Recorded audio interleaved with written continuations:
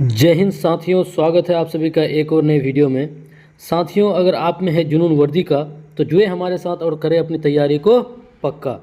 चलिए शुरू करते हैं पहले प्रश्न से। तो देखिए, पहला प्रश्न आपके सामने में ये रहा कि गाड़ी के साइड मिरर में किस दर्पण का प्रयोग किया जाता है। बताइएगा आप लोग, जो गाड़ी होता है उसके साइड मिरर के रूप में किस दर्पण का इस्तेमाल किया जाता है। तो साथियों, क्या समतल दर्पण का, या फिर उत्तल दर्पण का, या अवतल दर्पण का, या फिर प्रिज्म का। तो आप लोग जवाब देते चले। तो देखिए साथियों, आप लोग यहाँ पे समतल दर्पण देख रहे हैं। इसका इस्तेमाल कहाँ पे होता है? पेरिस्कोप में होता है। कहाँ पे होता है?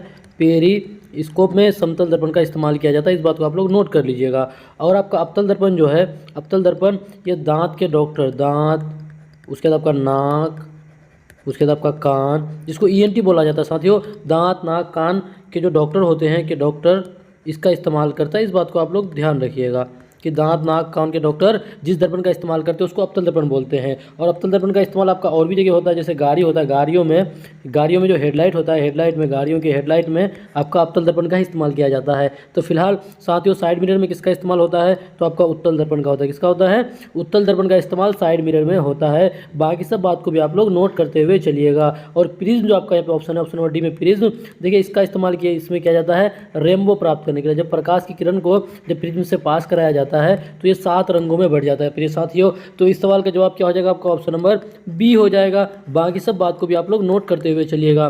फिर चलते हैं इसके बाद अगले प्रश्न में। देखिए अगला प्रश्न आपका क्या है? प्रश्न संख्या 2 है कि हीरा का अपवर्तनांक कितना होता है। तो सबसे पहले तो आप लोग ये बात जान लीजिए कि दुनिया का सबसे कठोर पदार्थ की बात अगर कभी करें तो दुनिया का सबसे कठोर पदार्थ कौन है? आपका हीरा होता है। और इसका ये आपका क्या है? हीरा जो आपका कार्बन का अपर रूप है, ये बात भी आप लोग जानते हैं। ये आपका कार्बन का अपर रूप है, इस बात को भी आप लोग ध्यान रखिएगा। तो देखिए, हीरा का अगर अपवर्तनांक की बात करें तो हीरे का अपवर्तनांक कितना हो जाता है साथियों? 2.42 हो जाता है। कितना हो जाता है? 2.42 हो जाता है आपका हीरा का अपवर्तनांक। यहाँ से आप ये बात भी जान लीजिए कि 1.33 जो है, 1.33 आपका ये किसका? जल का अपवर्तनांक हो जाएगा। इस बात को भी आप लोग नोट कर लीजिएगा। उसके बाद आपका 1.52 जो है, ये आपका कांच का अपवर्तनांक हो जाता है। इस बात को भी आप लोग ध्यान रखिएगा। तो इन सभी बातों को भी आप लोग ध्यान रखते हुए चलिए, क्या पता आपके एग्जाम में कोई भी सवाल पूछ सकता है। तो इस सवाल का जवाब क्या हो जाएगा साथियों? ऑप्शन नंबर सी हो जाएगा। इसी तरह से आप लोग मेहनत करते चले। देखिए हम लोग इसमें करंट का भी क्वेश्चन लेके आए हैं। चलते हैं इसके बाद अगले प्रश्न में। देखिए अगला प्रश्न आपके सामने में क्या रहा? प्रश्न संख्या 3 है कि निकट दृष्टि दोष के लिए किस लेंस का उपयोग होता है। बताइएगा आप लोग, किसी आदमी को निकट दृष्टि दोष है तो उसको किस लेंस का उपयोग किया जाएगा? क्या उसका उत्तल लेंस का, या अवतल लेंस का, या समतल दर्पण का, या फिर प्रिज्म का? तो आप लोग जवाब दीजिए कि किसी को अगर निकट दृष्टि दोष है तो उस कंडीशन में उसका किस लेंस का इस्तेमाल किया जाएगा। तो प्रिय साथियों, आप लोग तो पहले ये जान लीजिए कि अगर किसी को निकट दृष्टि दोष है, इसका मतलब उसको निकट का वस्तु दिखेगा और क्या नहीं दिखेगा? तो दूर का वस्तु उसको नहीं दिखेगा। इस बात को आप लोग ध्यान रखिए। अब अगर उसको दूर का वस्तु नहीं दिखेगा तो उस कंडीशन में उसको कौन सा लेंस का इस्तेमाल किया जाएगा? उस कंडीशन में उसको अवतल लेंस का इस्तेमाल किया जाएगा। इस बात को आप लोग ध्यान रखिएगा। तो जिसको भी निकट दृष्टि दोष होगा उसके लिए कौन सा लेंस? अवतल लेंस। अगर यहाँ पे आपका निकट नहीं पूछ के क्या पूछ देता, अगर आपका दूर दृष्टि दोष पूछ देता, तब क्या जवाब हो जाता साथियों? उत्तल लेंस हो जाता। इस बात को आप लोग ध्यान रखिएगा। उसके बाद देखिए, आपको भी थोड़ी देर पहले बताया कि समतल दर्पण का इस्तेमाल कहाँ होता है, ये आप लोग को बताए। फिर साथियों प्रिज्म के बारे में भी आप लोग को बताए। तो देखिए इस सवाल का आपका जवाब क्या हो जाएगा? ऑप्शन नंबर बी हो जाएगा। इसको बात को आप लोग ध्यान रखिएगा। चलेंगे इसके बाद अगले प्रश्न में, 3 के बाद चौथा प्रश्न में। देखिए प्रश्न का 4 आपका है कि फेरस सल्फेट का सूत्र क्या होता है। आपको सूत्र से एक सवाल आपके एग्जाम में हर हाल में बनेंगे, चाहे किसी भी एक का पूछ देगा कि उसका सूत्र बताइए। तो देखिए फेरस सल्फेट का सूत्र क्या होगा? क्या आपका FeCl3, या फिर FeSO4, या फिर Fe2O3, या फिर FeNO3 का होल 3? बताइए साथियों, फेरस सल्फेट। देखिए सल्फेट यानी SO4 हो जाएगा। सल्फेट मतलब SO4। तो देखिए आप अगर चारों ऑप्शन में देखिएगा तो यहाँ पे Cl है तो SO4 हुआ नहीं, सल्फेट हुआ नहीं। आपका O3 है, ये भी आपका सल्फेट नहीं हुआ। NO3 तो आपका नाइट्रेट हो गया। तो साथियों देखिए फेरस सल्फेट आपका एक ही ऑप्शन में दिख रहा है, और वो ऑप्शन नंबर कहाँ पे? बी में दिख रहा है। यानी FeSO4 क्या हो जाएगा? FeSO4 ये आपका हो जाएगा फेरस सल्फेट। Fe आपका लोहा हो जाता है और आपका SO4 यानी सल्फेट हो जाता है। तो इस सवाल का जवाब क्या हो जाएगा साथियों? ऑप्शन नंबर बी हो जाएगा। चलते हैं इसके बाद अगले प्रश्न में। देखिए पहला जो होगा वो फेरस क्लोराइड हो जाएगा, यानी FeCl3, यानी Cl मतलब क्लोराइड हो जाता है। चलेंगे इसके बाद अगले प्रश्न में। देखिए क्वेश्चन नंबर 5 आपका है कि अगर किसी वस्तु का विस्थापन समय के वर्ग का समानुपाती है, ठीक है, अगर किसी वस्तु का विस्थापन समय के वर्ग का समानुपाती है तो वस्तु गति कर रही है। तो किधर गति करेगी? क्या पहला ऑप्शन है बढ़ते त्वरण के साथ गति करेगी, या फिर एक समान वेग से गति करेगी, या फिर एक समान त्वरण से गति करेगी, या फिर घटते त्वरण के साथ गति करेगी। तो साथियों इसका आप लोग जवाब दीजिए। प्रश्न संख्या 5 का क्या हो जाएगा? तो देखिए जब भी ऐसा कंडीशन हो कि किसी वस्तु का विस्थापन समय के वर्ग का समानुपाती हो, समय के यानी विस्थापन यानी एस किसका समानुपाती हो जाए? समय के वर्ग का समानुपाती हो जाए साथियों, तो क्या हो जाएगा उस कंडीशन में? आपका हो जाएगा, आपका क्या हो जाएगा कि एक समान वेग से, तो वस्तु का गति क्या हो जाएगा? वो एक समान वेग से हो जाएगा। क्या हो जाएगा? एक समान वेग से हो जाएगा। इस बात को आप लोग ध्यान रखिएगा साथियों। तो इस सवाल का आपका जवाब हो जाएगा ऑप्शन नंबर बी हो जाएगा। चलते हैं इसके बाद अगले प्रश्न में। तो बताइए आप लोग को मज़ा आ रहा है कि नहीं आ रहा है? इसके बाद चलते हैं प्रश्न संख्या 6 में। देखिए प्रश्न संख्या आपका 6 है। देखिए हम लोग प्रीवियस ईयर क्वेश्चन को उठाए हैं आपके लिए कि जल का परावैद्युतांक कितना होता है। आप लोग बताइए जल का परावैद्युतांक कितना होगा? क्या 60 होता है, या 70 होता है, या 80 होता है, या 90 होता है? तो साथियों आप लोग जवाब दीजिए फटाफट कि जल का परावैद्युतांक कितना हो जाएगा। तो आपका हो जाता है कितना? 80 हो जाता है। कितना हो जाएगा साथियों? आप लोग इस बात को नोट कर लीजिएगा और पेन कॉपी लेके बैठिएगा। जब भी आप लोग क्लास करने बैठते हैं हम लोगों का, तो आप लोग पेन कॉपी लेके बैठे, ताकि जो भी इंपॉर्टेंट चीज़ हो ना साथियों, जो भी इंपॉर्टेंट चीज़ हो उसको आप लोग साथ में नोट करते चले, ताकि वो आपके लिए काफ़ी फायदेमंद होगा। तो इस सवाल का जवाब क्या हो जाएगा? ऑप्शन नंबर सी हो जाएगा। चलते हैं 6 के बाद 7वां प्रश्न। देखिए 7वां प्रश्न आपका है कि किस भारतीय दर्शन ने परमाणु सिद्धांत का प्रतिपादन किया? बताइए किस भारतीय दर्शन ने परमाणु सिद्धांत का प्रतिपादन किया था? क्या आपका सांख्य दर्शन, या फिर योग दर्शन, या फिर न्याय दर्शन, या फिर वैशेषिक दर्शन ने? बताइए साथियों इस सवाल का आपका जवाब क्या हो जाएगा? तो देखिए आपका कौन सा भारतीय दर्शन हो जाएगा? तो आपका हो जाएगा वैशेषिक दर्शन हो जाएगा। कौन हो जाएगा साथियों? वैशेषिक दर्शन। और इसी को महर्षि कणाद आप लोग जानते हैं, आप लोग महर्षि कणाद के नाम से। तो देखिए क्या हो जाएगा आपका? किस भारतीय दर्शन ने परमाणु सिद्धांत का प्रतिपादन किया? तो आपका क्या हो जाएगा? वैशेषिक दर्शन या फिर महर्षि कणाद हो जाएगा। इस बात को आप लोग ध्यान रखिएगा। इस सवाल का जवाब क्या हो जाएगा? ऑप्शन नंबर डी हो जाएगा। चलते हैं 7 के बाद 8वां प्रश्न में। देखिए 8वां प्रश्न आपका बोल रहा है कि बुझा हुआ चूना का सूत्र क्या होगा? देखिए सूत्र से एक और सवाल आपके एग्जाम में पूछा गया है, बुझा हुआ चूना। तो देखिए पहला ऑप्शन आपका CaCO3, दूसरा आपका CaOH का होल 2, तीसरा आपका कैल्शियम CaO, और आपका है CaCl2। तो देखिए मेरे साथियों ये जो आपका CaCl2 है ये आपका कैल्शियम क्लोराइड हो जाता है। क्या होता है? कैल्शियम और क्लोराइड। ये आपका CaO जो है ये आपका कैल्शियम ऑक्साइड हो जाता है। ये आपका काली चूना, ये आपका क्या है? इसको आप ध्यान रखिएगा, नोट कर लीजिएगा। ये आपका क्या है साथियों? काली चूना। उसके देखिए आपका CaCO3 जो है ये आपका संगमरमर है, संगमरमर। इस बात को आप लोग ध्यान रखिएगा। ये आपका क्या? संगमरमर है। आपका जो CaOH का होल 2 है, CaOH का होल 2 ये आपका क्या है साथियों? ये आपका बुझा हुआ चूना। और इस सवाल का जवाब क्या हो जाएगा? ऑप्शन नंबर बी हो जाएगा। आप लोगों को अगर जानना है तो थोड़ा ये बात भी आप जान लीजिए कि जैसे देखिए जब क्या होता है आपका CaO जो होता है कैल्शियम ऑक्साइड, ये आपका जब H2O से रिएक्शन करता है यानी जल से मिलता है, काली चूना जब जल से मिलता है तो आपका क्या बना जाता है? CaOH का होल 2 बना जाता है, यानी बुझा हुआ चूना का निर्माण करता है साथियों। फिर यही बुझा हुआ चूना जब इसको दीवारों में पेंट किया जाता है, CaOH का होल 2 यानी बुझा हुआ चूना को जब दीवारों में पेंट किया जाता है, तब ये कार्बन डाइऑक्साइड के साथ रिएक्शन करके किसका निर्माण करता है साथियों? CaCO3 का निर्माण करता है। इसीलिए देखिएगा CaCO3 मतलब यानी आपका किसका हो गया? संगमरमर। तभी आप देखिएगा कि जब दीवारों में जो बुझा हुआ चूना को जब यानी चूनाओं को जब लेपापोती किया जाता है, कुछ दिनों बाद वो क्या होता है? वो दीवार चमकने लगता है। यही इस बात का रीज़न है साथियों। तो इस सवाल का आपका जवाब क्या हो जाएगा? ऑप्शन नंबर बी हो जाएगा। चलते हैं 8 के बाद प्रश्न संख्या 9 में। देखिए 9 आपका है कि पौधों में भोजन किस रूप में संचित होता है? देखिए पेड़ पौधा वो आपका सजीव है, वो अगर सजीव है तो वो भी अपना भोजन बनाएगा। तो आप लोग जरा सा प्यार से ये बता दीजिए कि पौधों में जो भोजन बनाने का जो विधि है, पौधों में भोजन बनाने का विधि, उसको कौन सा विधि बोला जाता है? कमेंट बॉक्स में आप लोग बताइए। ठीक है साथियों। तो देखिए पौधों में भोजन किस रूप में संचित होता है? क्या ग्लूकोज, या फिर फ्रुक्टोज, या फिर स्टार्च, या फिर प्रोटीन? तो आप लोग जवाब देते चले।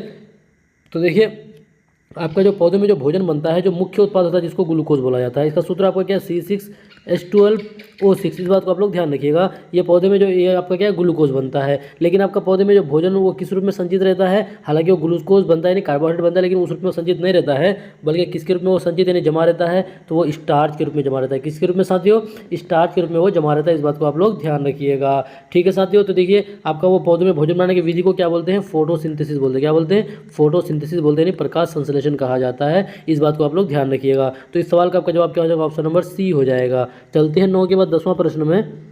देखिए 10वां प्रश्न आपका है कि सोलर कुकर में किसका प्रयोग होता है। बताइए आप लोग, सोलर कुकर आप लोग देखे हैं, उसमें किसका प्रयोग होता है? क्या अवतल दर्पण का, या उत्तल दर्पण का, या समतल दर्पण का, या फिर प्रिज्म का? आप लोग जवाब देते चले फटाफट कि सोलर कुकर में किसका इस्तेमाल होता है। तो देखिए साथियों, प्रिज्म का इस्तेमाल नहीं होता। प्रिज्म का इस्तेमाल कहाँ होता है? जब आपको क्या करना है, आपको जब वर्णपट, जिसको क्या बोलता है, रेनबो, अगर आपको यानी जब प्रकाश की किरण को आप अगर पास कीजिएगा, किससे, आपका प्रिज्म से पास कीजिएगा, तो वहाँ पे क्या होता है, वर्ण विक्षेपण होता है। वर्ण विक्षेपण होकर के वो आपका श्वेत रंग किसमें बदल जाता है? 7 रंगों में बदल जाता है, जिसको रेनबो कहते हैं। तो देखिए साथियों, आपका सोलर कुकर में किसका इस्तेमाल होता है? तो अवतल दर्पण का इस्तेमाल होता है। इस बात को आप लोग ध्यान रखिएगा। अवतल दर्पण का इस्तेमाल और कहाँ कहाँ पे होता है? आप लोग कमेंट बॉक्स में प्यार से आप लोग कमेंट बॉक्स में बताइए कि अवतल दर्पण का इस्तेमाल कहाँ कहाँ होता है साथियों। तो आप लोग को भी थोड़ी देर पहले बताया कि उत्तल दर्पण इसका इस्तेमाल कहाँ होता है? साइड मिरर में। साइड मिरर का मतलब ये है कि आप जो गाड़ियों में जो पीछे में जो दर्पण देख रहे हैं, गाड़ियों के साइड में जो आईना देखते हैं, उसको साइड मिरर बोला जाता है, और उसमें उत्तल दर्पण का इस्तेमाल होता है। बाकी इस बात को आप लोग ध्यान रखिएगा, जो आपका समतल दर्पण है, इसका इस्तेमाल कहाँ होता है साथियों?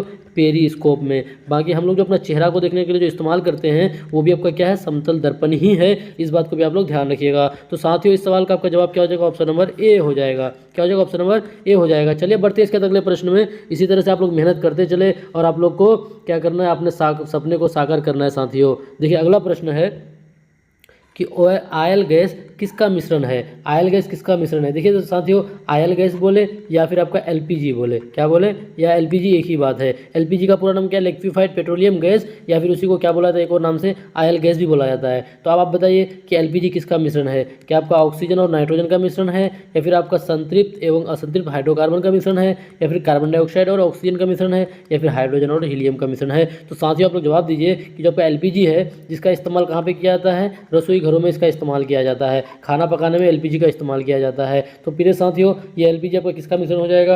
ये आपका हो जाएगा संतृप्त एवं असंतृप्त हाइड्रोकार्बन। किसका? संतृप्त और असंतृप्त हाइड्रोकार्बन का ये आपका मिश्रण हो जाएगा साथियों। इस सवाल का आपका क्या जवाब हो जाएगा? ऑप्शन नंबर बी हो जाएगा। इस बात को आप लोग ध्यान रखिएगा। चलेंगे इसके अधिकारी के बाद चलेंगे 12वां प्रश्न। देखिए 12वां प्रश्न आपके सामने में ये रहा कि वैज्ञानिक और औद्योगिक अनुसंधान परिषद का मुख्यालय कहाँ स्थित है? बताइए आप लोग, वैज्ञानिक और औद्योगिक अनुसंधान परिषद का मुख्यालय कहाँ पर स्थित है? क्या आपका नई दिल्ली में है, या मुंबई में है, या चेन्नई में है, या बेंगलुरु में है? मेरे साथियों, इस सवाल का आप लोग जवाब दीजिए। तो देखिए साथियों, ये आपका कहाँ पे है? ये आपका नई दिल्ली में। कहाँ पे है? नई दिल्ली में। वैज्ञानिक और औद्योगिक अनुसंधान परिषद का मुख्यालय कहाँ पे? नई दिल्ली में। यहाँ से आपको ये भी पूछ सकता है कि नई दिल्ली में जो है इसका स्थापना कब हुआ था? इसका स्थापना कब हुआ था साथियों? तो आप ध्यान रखिए कितना, 1942 में। और एक बात आप लोग यहाँ से ये बता दीजिए कि 1942 में कौन सा आंदोलन चला था? कमेंट बॉक्स में आप लोग प्यार से बता दीजिए 1942 में कौन सा आंदोलन चलाया गया था। तो आप लोग बता दीजिए कि 1942 में कौन सा आंदोलन चलाया गया था साथियों। इस बात को भी आप लोग ध्यान रखिएगा, भारत छोड़ो आंदोलन। तो चलिए इस सवाल का आपका जवाब क्या हो जाएगा? ऑप्शन नंबर ए हो जाएगा। फिर बढ़ते हैं इसके बाद अगले प्रश्न में। चलते 12 के बाद 13वां प्रश्न। इसके बाद हम लोगों का इसमें करंट अफेयर से भी प्रश्न है, क्योंकि आपके एग्जाम में करंट अफेयर से भी सवाल पूछे जाते हैं। देखिए साथियों, कौन सा विटामिन रक्त का थक्का जमाने में महत्वपूर्ण भूमिका निभाता है? बताइए कौन सा विटामिन रक्त का थक्का जमाने में महत्वपूर्ण भूमिका निभाता है? तो देखिए आप लोग को बताते चले कि विटामिन ए जो है, विटामिन ए अगर इसकी कमी हो जाए, इसकी अगर कमी हो जाए तो कौन सा रोग होता है? रतौंधी होता है। क्या होता है साथियों? रतौंधी होता है। इस बात को आप लोग ध्यान रखिएगा, जिसको नाइट ब्लाइंडनेस कहा जाता है। ठीक है साथियों। विटामिन बी जो है, विटामिन बी इसकी कमी से क्या होता है? बेरी बेरी होता है। क्या होता है? Beriberi. इस बात को भी आप लोग ध्यान रखिएगा। विटामिन बी की कमी से बेरी बेरी होता है। और विटामिन सी की कमी से क्या होता है साथियों? स्कर्वी होता है। क्या होता है? स्कर्वी होता है। इस बात को भी ध्यान रखिएगा। अब देखिए आपका विटामिन के जो है, इसका अगर कमी हो जाएगा तो आपका रक्त का थक्का नहीं जमेगा। इसका मतलब है कि विटामिन के की वजह से ही क्या होता है? रक्त का थक्का जमता है। और यही इस सवाल का आपका जवाब हो जाएगा। ऑप्शन नंबर डी हो जाएगा साथियों। क्या हो जाएगा? डी। यानी रक्त का थक्का जमाने में कौन महत्वपूर्ण भूमिका निभाता है? तो आपका विटामिन के निभाता है। कौन साथियों? विटामिन के। अगर यहाँ से अगर आप और बात जानिएगा तो देखिए विटामिन से आपका ये भी सवाल पूछ सकता है कि आपका जल में घुलनशील, किसमें? जल में घुलनशील। और ये क्या होता है आपका? वसा में घुलनशील। देखिए घुलनशील के आधार पर भी पूछता है और घुलनशील के आधार पर भी पूछता है। क्या आपका एक जल में घुलनशील और एक आपका क्या पूछता है साथियों? वसा में घुलनशील। तो देखिए आपका जल में घुलनशील, वसा में घुलनशील को क्या बोलते हैं? याद रखिएगा, शॉर्ट ट्रिक है, क्या है? कीड़ा। क्या याद रखिएगा? कीड़ा। और वसा में जल में घुलनशील को क्या बोलते हैं? बीसी बोलते हैं। इस तरह ध्यान रखिएगा। यानी वसा में कौन कौन आपका? के, ई, डी, ए, यानी ये सभी विटामिन आपका वसा में घुलनशील होता है। और आपका बी और सी जो है ये आपका जल में घुलनशील है। इस बात को आप लोग ध्यान रखिएगा साथियों। तो इस सवाल का आपका जवाब हो जाएगा ऑप्शन नंबर डी हो जाएगा। चलेंगे इसके बाद अगले प्रश्न में 13 के बाद 14वां प्रश्न। देखिए प्रश्न का 14 बहुत इंपॉर्टेंट प्रश्न है आपका। क्या बोला है कि अनार का रंग लाल किसके कारण होता है, बताइए आप लोग। तो साथियों इसका आप लोग जवाब दीजिए कि अनार का रंग लाल किसके कारण होता है। क्या आपका क्लोरोफिल के कारण होता है, या फिर एंथोसायनिक के कारण होता है, या फिर कैरोटीन के कारण होता है, या फिर बीटा कैरोटीन के कारण होता है। तो साथियों आप लोग प्यार से इसका जवाब दीजिए। तो आप लोग को बताते चले कि आपका जो यहाँ पे कैरोटीन है ना, कैरोटीन जो आपका यहाँ पे साथियों कैरोटीन, इसकी वजह से किसका रंग, यानी गाजर का रंग, गाजर में जो रंग होता है वो किसके कारण होता है, कैरोटीन के कारण। इस बात को आप लोग ध्यान रखिएगा। और बाकी आप जो यहाँ पर क्लोरोफिल है, क्लोरोफिल इसी के कारण क्या होता है, पत्तियों का रंग हरा होता है। इस बात को आप लोग ध्यान रखिएगा। तो साथियों अनार का रंग लाल किसके कारण होता है, इस बात को आप ध्यान रखिएगा, एंथोसायनिक के कारण। किसके कारण, एंथोसायनिक, यानी अनार जो आप देखते हैं जो लाल होता है, जो आपके सेहत के लिए काफ़ी फायदेमंद होता है, वो उसका रंग लाल किसके कारण होता है, एंथोसायनिक। अच्छा लाल से याद आया कि हमारा रक्त भी कैसा होता है साथियों, लाल होता है। हमारा रक्त का भी रंग कैसा होता है, लाल होता है। आप लोग बस प्यार से इतना बता दीजिए कि हमारा रक्त का रंग लाल किसके कारण होता है, इस बात को आप लोग प्यार से बता दीजिए। अगर आप बता दे रहे हैं, जैसे क्या बताइएगा, हीमोग्लोबिन। किसके कारण साथियों, हीमोग्लोबिन। ठीक है, तो आप बस इतना और बता दीजिए, रुकिएगा थोड़ा सा, किसके कारण होता है, हीमोग्लोबिन, हीमोग्लोबिन, हीमोग्लोबिन। और ये बता दीजिए कि हीमोग्लोबिन में कौन सा तत्व पाया जाता है साथियों, कमेंट बॉक्स में बताइए। चलते हैं इसके बाद अगले प्रश्न में। तो इस सवाल का आपका जवाब क्या हो जाएगा, ऑप्शन नंबर बी हो जाएगा। चलेंगे 14 के बाद 15 प्रश्न में। देखिए 15 प्रश्न आपका क्या है कि दंत चिकित्सा मतलब मेरे दांत के डॉक्टर दंत चिकित्सा के रूप में किस दर्पण का प्रयोग किया जाता है। देखिए सिंपली आप समझिए कि जो दांत के डॉक्टर होते हैं ना, तो वो किस दर्पण का इस्तेमाल करते हैं। क्या आपका वो समतल दर्पण का इस्तेमाल करते हैं, या उत्तल का, या अवतल का, या फिर प्रिज्म का। तो प्रिय साथियों आप लोगों को पहले ही बता दिए हैं कि जो दांत के डॉक्टर हैं, कान के डॉक्टर हैं, नाक के डॉक्टर हैं, वो किस दर्पण का इस्तेमाल करता है, वो आपका अवतल दर्पण का इस्तेमाल करता है। किसका साथियों, अवतल दर्पण का। बाकी आप लोग जैसे दाढ़ी बनाया जाता है ना, दाढ़ी जिसको हजामती दाढ़ी बोला जाता है, हजामती बनाने में या फिर दाढ़ी बनाने में, उसमें भी आपका अवतल दर्पण का इस्तेमाल होता है साथियों। इस बात भी आप ध्यान रखिएगा। और गाड़ी जो है, गाड़ी का जो हेडलाइट होता है, हेडलाइट, उसमें भी आपका किसका इस्तेमाल होता है, अवतल दर्पण का ही इस्तेमाल होता है। इस बात को आप लोग ध्यान रखिएगा साथियों। तो इस सवाल का जवाब आपको क्या हो जाएगा, ऑप्शन नंबर सी हो जाएगा। चलेंगे 15 के बाद 16वां प्रश्न में। तो देखिए यहाँ से आपका करंट अफेयर शुरू हो रहा है। रुकिएगा थोड़ा सा आप लोग, यहाँ से आपका करंट अफेयर शुरू हो रहा है। देखिए आपके एग्जाम में करंट अफेयर भी पूछे जाते हैं, इसलिए हम लोग एक ही वीडियो में साइंस और करंट अफेयर को निचोड़ लेके आते हैं। बस आप लोग इसी तरह से मेहनत करते रहें। तो देखिए करंट अफेयर का यहाँ से आपका सवाल है साथियों। शुरू करते हैं पहले प्रश्न से करंट अफेयर में। देखिए 16वां प्रश्न कि किसे भारतीय औद्योगिक वित्त निगम का एमडी और सीईओ नियुक्त किया गया है। देखिए करंट से आपके एग्जाम में कहीं से भी सवाल पूछे जा सकते हैं, इसलिए हम लोग हर दिन कोशिश करेंगे ज़्यादा से ज़्यादा करंट को अटेम्प्ट करने का। बताइए आप लोग कि किस भारतीय औद्योगिक वित्त निगम किसे भारतीय औद्योगिक वित्त निगम का एमडी और सीईओ नियुक्त किया गया है। क्या वो आपका राहुल भावे हो जाएगा, या फिर नितिन मेनन हो जाएगा, या फिर राजीव गौबा हो जाएगा, या फिर पीएस रमन हो जाएगा। साथियों इस सवाल का आप लोग जवाब दीजिए फटाफट। आप लोग जवाब देते चले तो आप लोग को बताते चले साथियों, जो नितिन मेनन जो आपका साहब है, नितिन मेनन जो है, इनको क्या घोषित किया गया है, ये आपका आईसीसी जो होता है ना, एलिट पैनल ऑफ अंपायर में, किसमें यहाँ पे लिख दे रहे हैं आपको, आईसीसी, आप लोग लिख लीजिएगा, एलिट पैनल ऑफ अंपायर में इसको शामिल किया गया है। इस बात को आप लोग ध्यान रखिएगा, इसमें इसको शामिल किया गया है। ICC elite panel of umpire में इसको शामिल किया गया, इसको नितिन मेनन को। इस बात को ध्यान रखिएगा। उसके बाद देखिए आपका और जान लीजिए आप लोग क्या साथियों कि जो आपका यहाँ पे कौन है, रुकिएगा, पीएस रमन जो आपका है, ये पीएस रमन, इन्होंने क्या किया, आपका एक पुस्तक को लिखा है। कौन, पीएस रमन ने एक पुस्तक लिखा, क्या, लियो द अनटोल्ड स्टोरी। इस बात को आप ध्यान रखिएगा, लियो द अनटोल्ड स्टोरी नामक एक पुस्तक लिखने का काम कौन किया, आपका लियो द अनटोल्ड स्टोरी नामक एक पुस्तक किसने लिखा, आपका पीएस रमन ने। इस बात को भी आप लोग ध्यान रखिएगा, क्योंकि पुस्तक से भी एग्जाम में सवाल पूछे जाते हैं। तो देखिए किसे भारतीय औद्योगिक वित्त का एमडी और सीईओ घोषित किया गया है, तो आपका हो जाएगा कौन, राहुल भावे को। किसको साथियों, राहुल भावे को। ध्यान रखिएगा आप लोग इस बात को, कौन है, राहुल भावे हो जाएगा। चलेंगे इसके बाद अगले प्रश्न में, 16 के बाद 17वां प्रश्न में चलेंगे। देखिए प्रश्न 17 आपका है कि किस देश ने फेसबुक पर प्रतिबंध लगाया है।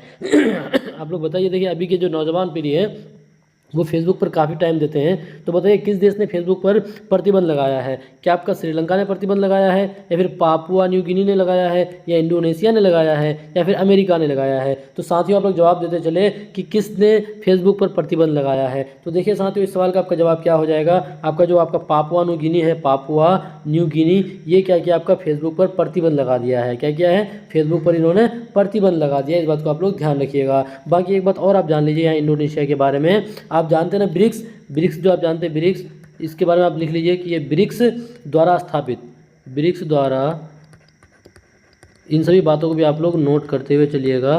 ब्रिक्स द्वारा स्थापित आपका क्या है, नेशनल डेवलपमेंट जो बैंक होता है, नेशनल डेवलपमेंट बैंक यानी एनडीबी में, नेशनल डेवलपमेंट बैंक में शामिल होने की घोषणा की है। क्या की है? नेशनल डेवलपमेंट बैंक में शामिल होने की घोषणा, शामिल होने की घोषणा की है। इस बात को भी आप ध्यान रखिएगा साथियों, आपके एग्जाम में पूछे जा सकते हैं कि ब्रिक्स द्वारा स्थापित जो एनडीबी होता है यानी नेशनल डेवलपमेंट बैंक जो होता है उसमें शामिल होने की घोषणा किसने किया है? तो आप ध्यान रखिएगा किसने किया है? इंडोनेशिया ने। किसने साथियों? इंडोनेशिया ने। तो फिलहाल इस सवाल का आपका जवाब क्या हो जाएगा कि किस देश ने फेसबुक पर प्रतिबंध लगाया है? तो आपका कौन हो जाएगा? पापुआ न्यू गिनी, यानी ऑप्शन नंबर बी हो जाएगा साथियों। चलेंगे 17 के बाद 18वां प्रश्न में। 18वां प्रश्न आपका देखिए क्या है कि किस राज्य सरकार ने नागरिक सेवाओं के लिए एआई चैटबॉट सारथी लॉन्च किया गया है? बताइए किस राज्य सरकार ने ऐसा किया है कि नागरिक सेवाओं के लिए एआई चैटबॉट सारथी लॉन्च किया? बताइए क्या आपका उत्तराखंड हो जाएगा, या फिर हरियाणा हो जाएगा, या मिजोरम हो जाएगा, या फिर गोवा हो जाएगा? तो साथियों इस सवाल का आप लोग जवाब देते चले इस सवाल का आप लोग जवाब देते चले।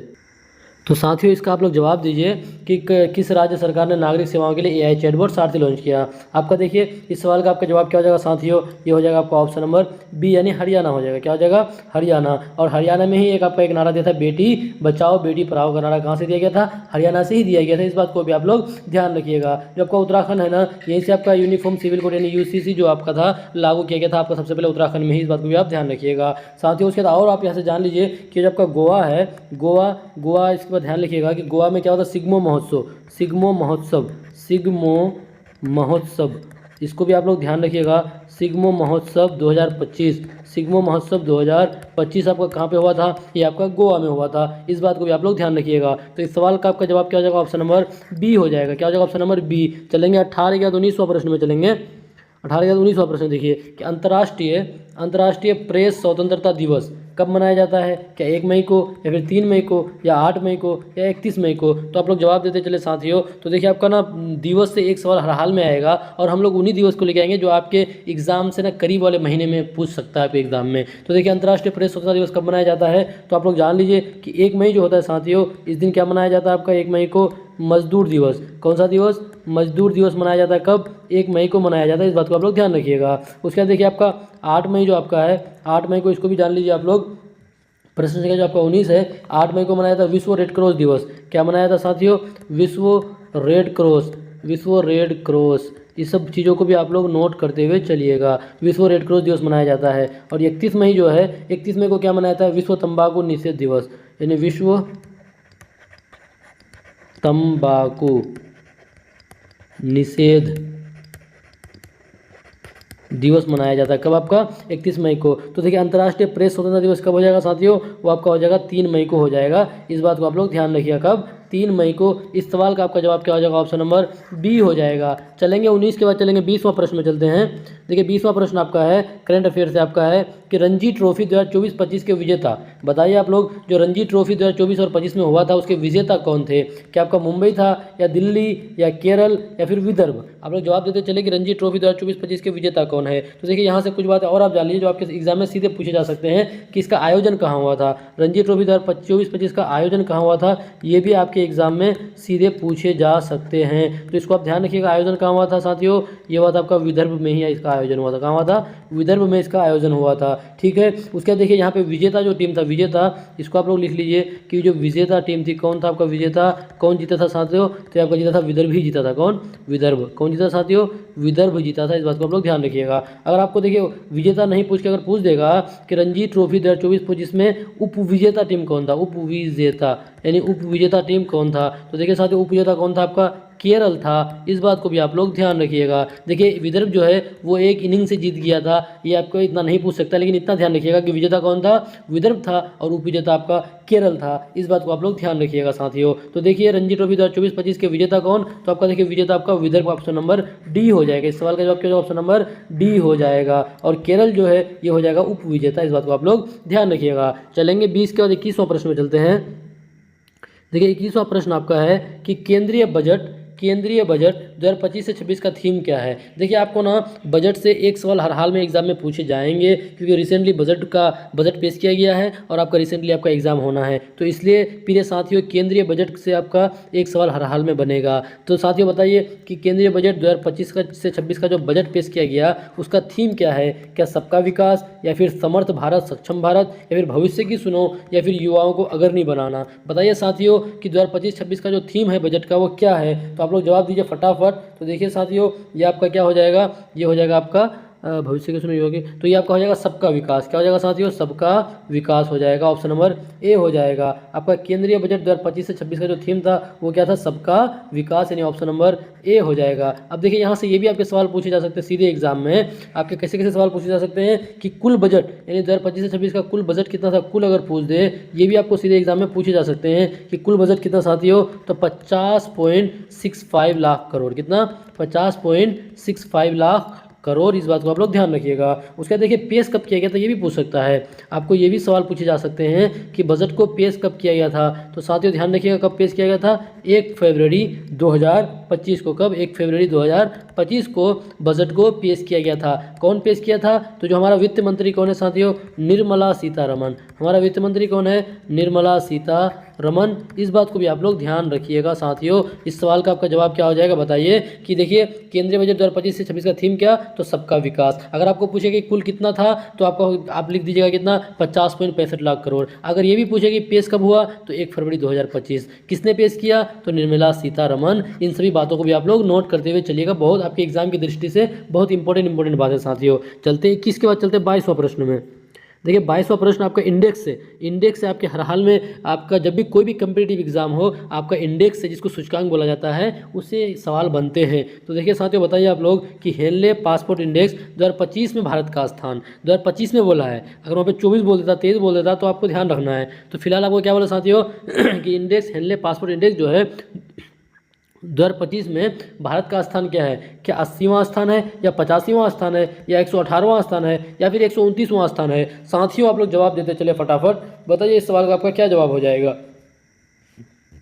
तो देखिए साथियों आपका जो यहाँ पे 118 जो है, 118 जो है, ये 118वां स्थान आपका क्या है, ये आपका है साथियों खुशहाली जो है, खुशहाली में भारत का स्थान क्या है, 118। इस बात को आप लोग ध्यान रखिएगा। उसके बाद देखिए जेंडर गैप में अगर भारत का स्थान पूछ दे, क्या पूछ दे, जेंडर गैप में अगर भारत का स्थान पूछे साथियों, तो आपका क्या हो जाएगा, 129 हो जाएगा। इस बात को आप लोग ध्यान दीजिएगा। तो देखिए साथियों आप लोग बस प्यार से इतना बता दीजिए कि हेनले पासपोर्ट इंडेक्स 2025 में भारत का स्थान क्या है, क्या आपका 85 हो जाएगा या फिर 80 हो जाएगा। आप लोग प्यार से कमेंट बॉक्स में बताइए इसको। हम लोग देखेंगे कि कौन कौन मेरे साथी, कौन कौन प्रिय साथी आप लोग कमेंट बॉक्स में जवाब देते हैं। तो ये वाला सवाल आपका क्या रह गया, होमवर्क रह गया। बाकी सब बात को भी आप लोग नोट कर लीजिए, जैसे खुशहाली वाला बात नोट कर लीजिए, जेंडर गैप वाला बात नोट कर लीजिए। तो साथियों अगले वीडियो में जब फिर हम लोग आएंगे तो उसमें और भी बहुत सारा आपका जैसे सूचकांक हो गया, हर एक चीज़ से रिलेटेड और भी बहुत सारे प्रश्नों को लेके आएंगे। तो इसका फिलहाल आप लोग कमेंट बॉक्स में जवाब दीजिए। फिर मिलेंगे अगले वीडियो में। जब तक कि आप लोग पढ़ते रहें, मेहनत करते रहें और अपने सपने को साकार करें। ठीक है साथियों, बाय बाय।